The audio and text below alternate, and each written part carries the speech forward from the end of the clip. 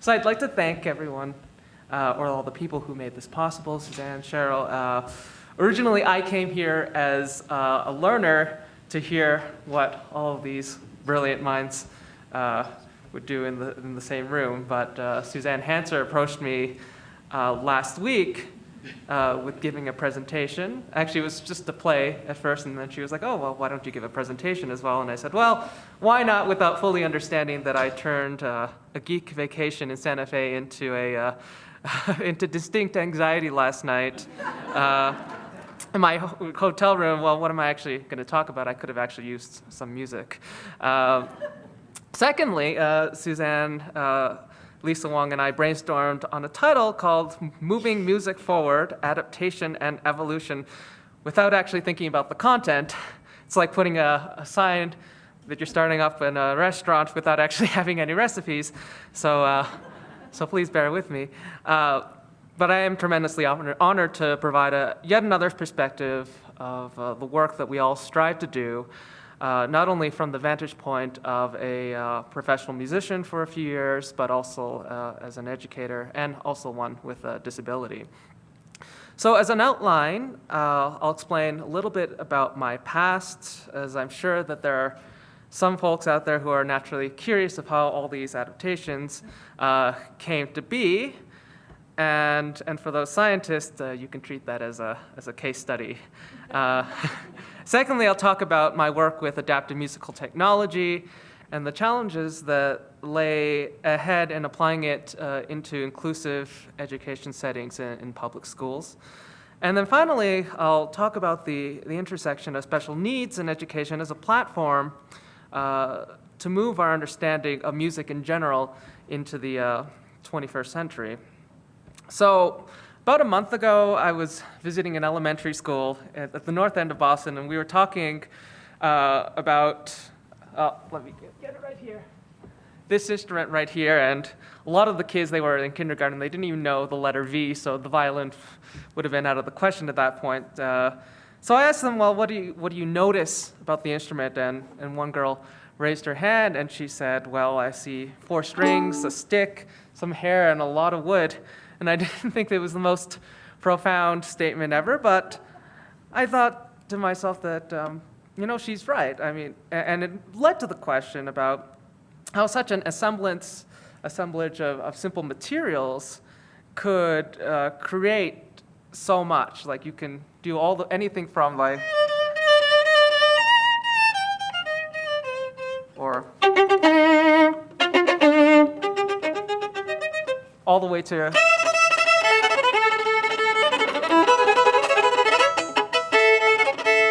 so, to think that with just that, you can express such a range of musical styles, musical ranges, emotions.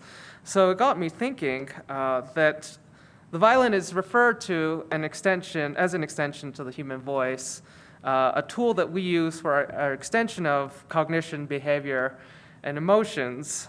It's a 16th century piece of technology that is as much a tribute to the past as it is a commitment to the future. So let me just move on. So a bit of a history of how I was born. I don't know how old I was back then, relatively happy kid. But doctors theorized that the umbilical cord wrapped around my hand when my mom was pregnant with me and kept it from growing. So it was not something that I ever had to adjust to because it was there my entire life. And there were challenges that would come when you only have one hand to do, like tying your shoelaces, for instance, or using a pencil sharpener. But in grade school, it was about, I think I was in grade 5, we all had to learn to play the recorder. And in this sense, I was not as much disabled in the sense of a noun, but more of a verb. In other words, disability was not only a social label that was implicitly attached to my character, but also a cognitive effect of my environment on the ceiling of my potential development, in this case, the recorder. So in retrospect, I'm somewhat glad this happened for 2 reasons.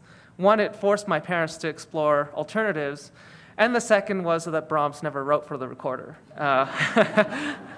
So I don't know how many people enjoy a recorder, but it's not my favorite instrument in the world. So we went through various options. One was the trumpet, the other was singing, and I had a voice only a mother could love. So we moved on, and I think that we were more successful not because of the belief that I could do something that no one else had done before, as much as in ignorance of what was considered by experts to be impossible. For instance, if my parents were trained strings players, if they knew all the complex muscles and fine motor skills that were involved in producing a sound on the violin with the right hand, they probably would have made a more rational decision to start an instrument like the trumpet, despite the sonic chaos that would ensue. So my parents bought a half-size violin, not really knowing how it would be adapted for my specific needs. This is where and when they brought me to the Holland Bloorview Children's Rehabilitation Hospital in Toronto, essentially asking the prosthetics team, here's an instrument, our kid wants to play, make it happen. Thus, they created a spatula. It's a very simple adaptation. It's plaster cast, some Velcro here, a piece of aluminum, and no one actually knew how it would actually sound. And for the first few months, my parents invited a dying cat into the house in the form of Twinkle, Twinkle, Little Star, which wasn't too good, but I practiced, and 10,000 hours later, I was what you see today. So in retrospect, I realized that success in my case was a confluence of several conditions made apparent when I encounter other children with limb differences who want to start the violin. The first were proactive, albeit ignorant parents. The second was finding the right type of adaptation. And then the third, we stumbled upon the correct medium an instrument with something that I found intrinsically engaging, because you can have the perfect adaptation in the world, but if you don't have or match it to a kid who was motivated to practice and get better, or want to actually do this art form, it's impossible for them to really achieve anything that goes beyond higher education, yet alone having a career as a professional musician. So fast forwarding to 2009, I had recently finished my master's degree at Yale, and I was actively performing recitals and playing with orchestras as typical activities one might have in a young developing career. But that same year, I played a recital at the Holland Bloorview Center just as a way of showing my appreciation for all the work they had done for me. And after the recital, I visited several of the inpatients at the music therapy department. So there were children with cerebral palsy, spinal muscular atrophy, Down syndrome, and they were playing with various musical instruments as tools for physical and psychosocial rehabilitation. Interestingly, as a patient and client of Holland Bloorview since I was 4, I had only visited their prosthetics department and wasn't even aware that there was a music therapy department on the other side of the building. So while disability and accessibility remained at the center of both departments, the purposes of music in this intersection were made far more explicit within music therapy, not only because it dealt with a very specific art form and activity, but the art itself was used as a tool to improve the quality of life of their clients. So during my visit, I came across a tool that the therapists were using known as a virtual music instrument, or VMI, created by the biomedical engineers in the research wing of Holland Bloorview. And rather than trying to describe it myself, I'll just show you a video. Okay, here we go.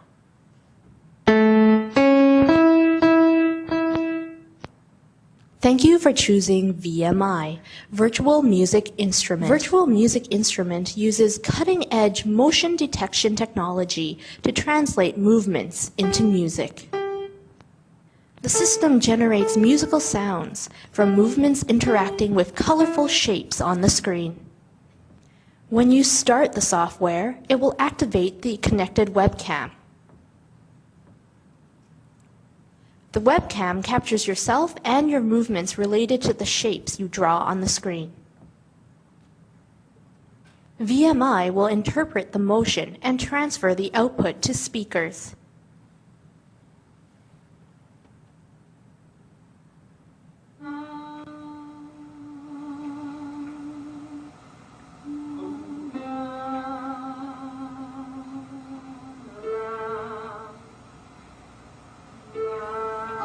Very nice.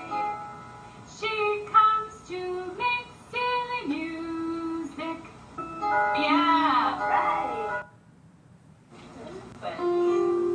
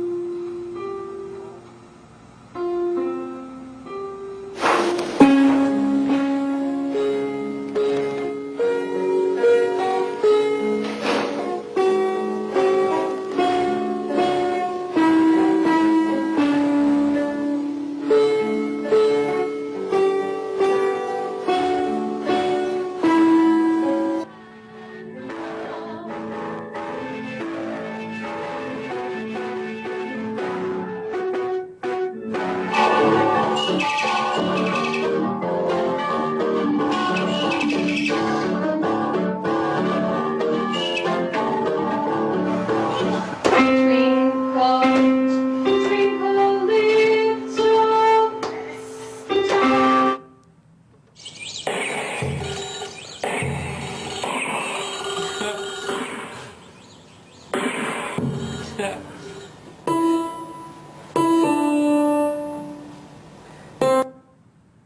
That's it. You come to the purple and the blue. And you come down to the blue. Hear the stars. Move it around. That's it. And again.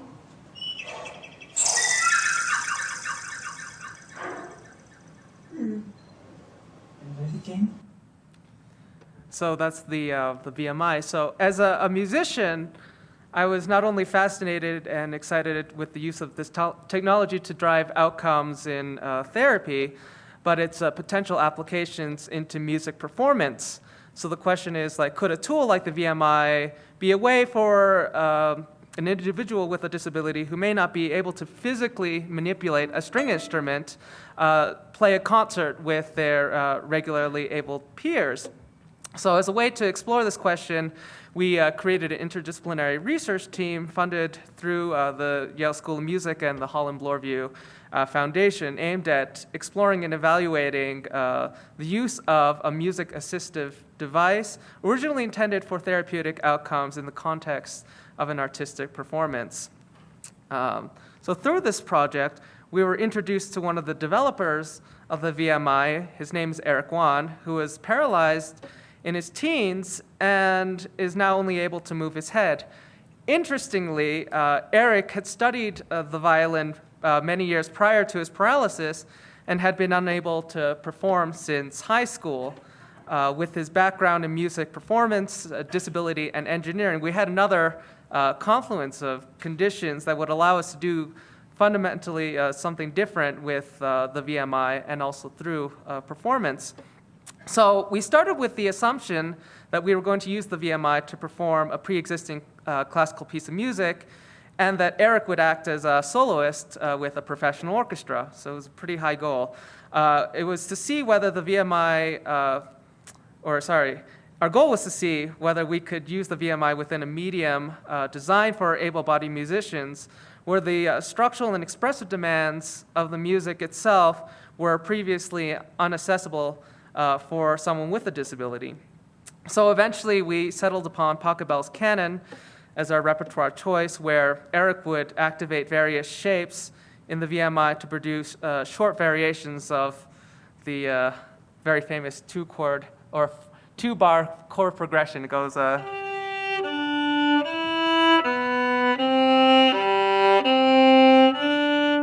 Most cellists don't like those few notes that I just played, by the way. And you would have a variation that was recorded like, or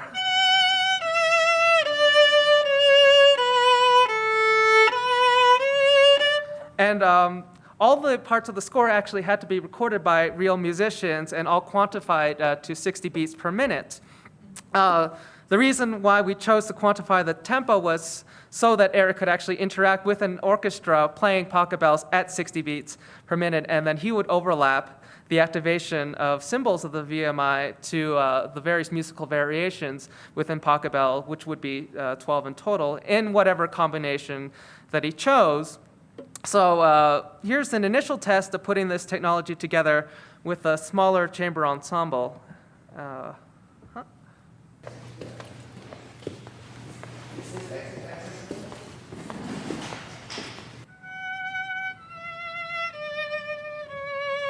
Let's try the first two variations. Which one would you like to keep? The quarter notes? Let's keep the quarter notes. Okay, so that was... Is that okay, Eric? I think we're covering you right now. We can't hear any of the counterpoints, Derek so will come in too. why don't we start from there first? When I see someone like Eric producing music and we can react off of that into something completely new in a new territory, well, it makes it fresh again.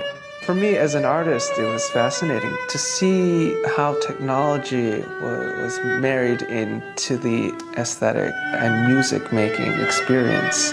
Yep, we're all playing.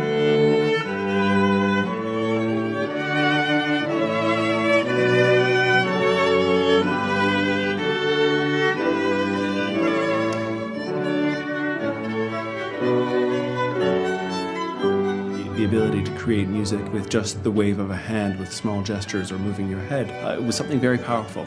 I've learned playing with the violin for about 8 years before I got paralyzed. Ever since I got paralyzed, I really didn't think that I was able to play an instrument again. I've never done it in the settings like this before, not mentioning being on the stage. It's an incredible feeling. It's not something that I thought I would be able to do before VMI was invented. It's pretty good.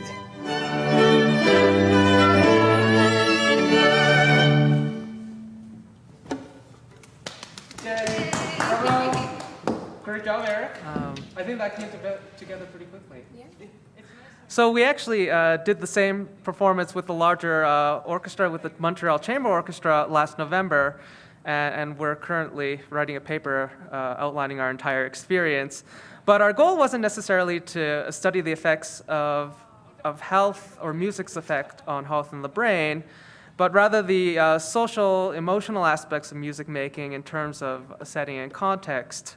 What happens when music is taken out of a clinical and therapeutic setting, and what is the impact not only on the performer, but the audiences as well. In the context of assistive technology outcomes research, are there ways to address efficacy on psychosocial or emotional parameters? So even though there were a lot of musical constraints that Eric had to have in order to participate as a performer in this concert, so there was a bit of a lack of creative agency he had, not only because of the repertoire, but of the technology. But our goal was just to see what we could do if participation was there, and we could actually prove that we could actually do this with a classical ensemble. So the steps have been small, and we still have a long way to go. But I'd like to make a quick observation on the role of technology on our lives.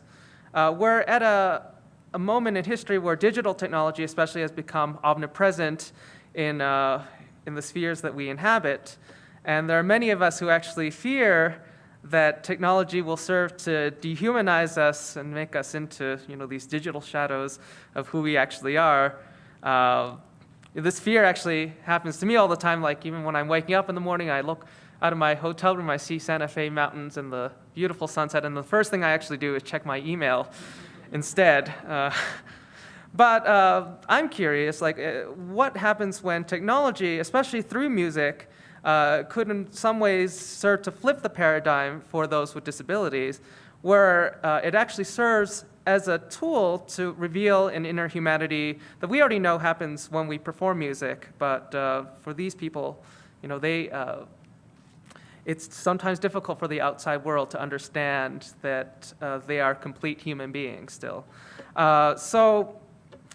I feel like, for instance, disability has contributed to the uniqueness of my sound, and my experiences have really infused themselves into the notes that I play.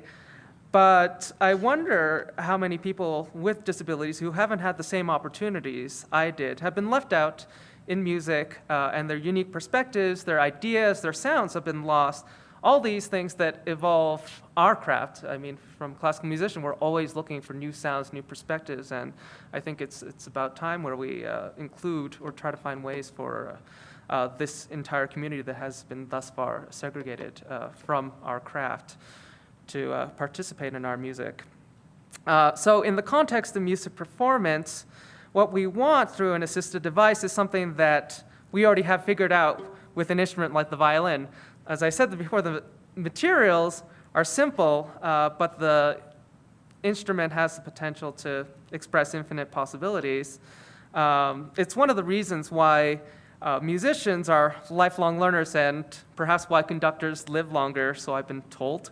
The answers are already locked in the instrument, in our minds, in the score.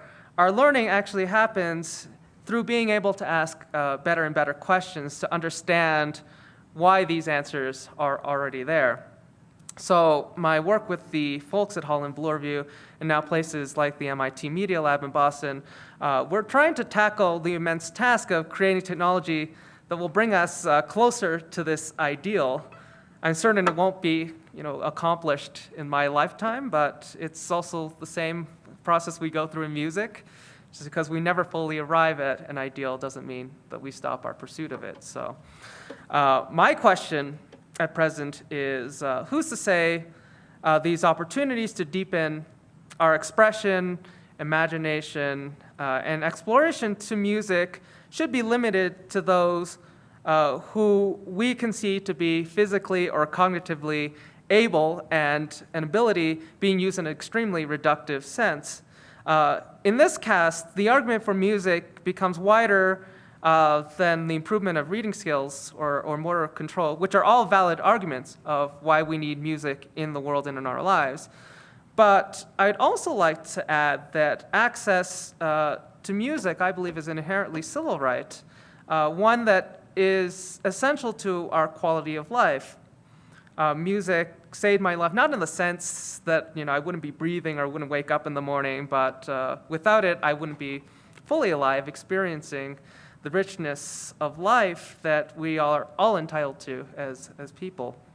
So, in any case, where are we now? Through the lens of disability lies a fascinating relationship between ideal rehabilitative outcomes, learning outcomes, and also artistic outcomes. As an educator, a paradigm shift I'd like to see happen are that educators not start with how kids should think or act, but becoming students of our students. What are they thinking? What are they doing? Why are they doing all these things? If we already start with the conception of, I want a student to become me, then we're automatically excluding students that are inherently different from us, and this could potentially include individuals with disabilities. So, however, understanding children as they are within the context of music requires an interdisciplinary set of frameworks that work in symbiotic collaboration. We've heard over the past few days about the marginalization of arts in education and in health, and I'd also now like to add the marginalization of disability within society as a whole. However, at these margins, we are presented opportunities to explore the unknown, to grow and evolve not only as researchers and musicians, but also responsible citizens of this world. So, to conclude, it's been a fascinating experience to synthesize all your presentations, and I'm so excited to see where we're headed together. A couple days ago, I unexpectedly ran into my old teacher, Curtis, the Japanese restaurant who's performing right now at the Chamber Music Festival. And we were talking about how the science of music and the brain sciences are somewhat similar to how we use music theory in performance. Music theory, for instance, explains what we already know, but in a vocabulary that is something that we can not only share, but also leverage to increase our depth of understanding within our craft. And this was alluded to in Mark Nykrug's statement at the opening of this conference, and I'm reducing this a bit. He said, "Prove what we already know to be true." And I believe that we all intuitively understand the power of music, but having a language to be able to explore this phenomenon empirically helps all of us, whether or not we're actually from a formal scientific discipline. But a challenge to all of us stakeholders in the intersection of our title here, music, wellness, medicine, and the brain, the answers lie in as much the physical world, in your patients and your study populations, in our musical notes, as much as they reside in the quantity known as the human spirit. So thank you very much for listening, and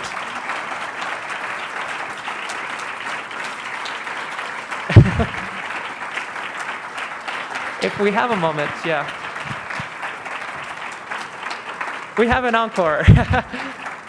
So I'm going to introduce to you Lisa Wong on piano, one of her many, many talents. And can we move our stand over here, please, over to the other side? And we're going to play a short piece by Edward Elgar, Salut d'amour.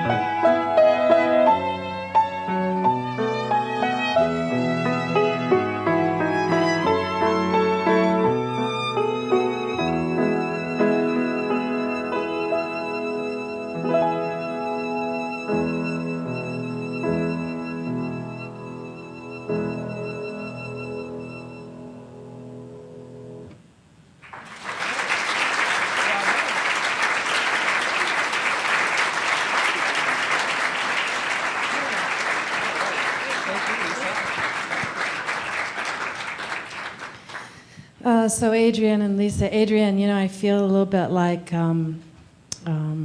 what you said about letting our students teach us how to think. You just did that for all of us. So your comments were so profound, I don't have anything to say, which is unusual.